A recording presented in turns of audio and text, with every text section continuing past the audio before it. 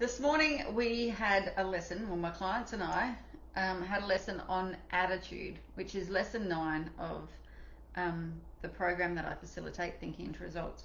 And it's also lesson 1 in Lead the Field, attitude. Our attitudes are so important, but a lot of the time people get their attitudes from the circumstances and the way that they look at things. They use their perception to look at something and go, well, that's bad. And then, of course, because they're in a feeling of not so good, they start creating things that are not so good.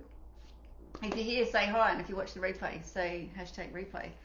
Now, I want to just read something. This is one of the key points for today's lessons, and it is everything has good in it, everything has bad in it.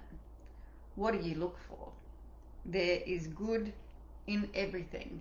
And what you look for will dictate your attitude. What do you look for? How about if you made today be the day that you look for the good? There is good in everything. If there was no good, you wouldn't know how bad things were. If there was no bad, you wouldn't know how good things were. So your attitude decides. Now, you have this thing called a subconscious mind, and I think it's so everywhere at the moment. So you cannot ever say that, I've never heard of a subconscious mind. Your subconscious mind is a part of you, and it's attached to everything in the universe, everything.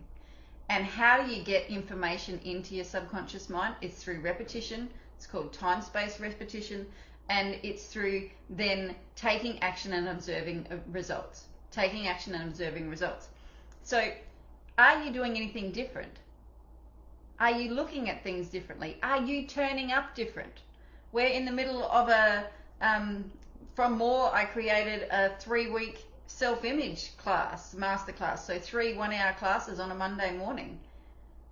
Are you changing the way that you see yourself? It doesn't matter how people see you out there. It's how do you see yourself? Do you see yourself as successful? Do you see yourself as a winner? Or are you the victim? How do you see yourself? And then ask yourself, when you know what your goal is, how do I need to see myself? Who am I? I am not just this body. There is something, I live in this body. There is a spiritual being to you first that knows and wants to expand and knows that what is available out there, because everything is available to you. The only trouble is you've got probably a belief system that holds you back, which is what you need to change. The first thing that we do when I start working with people is like, what's your belief here? What do you want? And what's the belief that's holding you back? One of the first questions I ask people when they decide that they want to have a chat to me about this, and I say to them, well, what's holding you back? And they're like, oh, well, it's probably my self-confidence. I said, beauty, if that's all it is, you're done. We'll get you done and you'll be hitting goals left, right, and center. I had a goal, well, yes, I had a goal to bring in, or no, it wasn't bring in. I used to say, I'm so happy and grateful now that I activate, because when we do something differently and we start to activate different brain cells in you, you're activated and things start firing, so that I get to activate 11 or more clients every single month to help them get exactly what they want. I love helping people get what they want. And guess what? Last month, November, I got to activate 13. Now, these things don't just happen.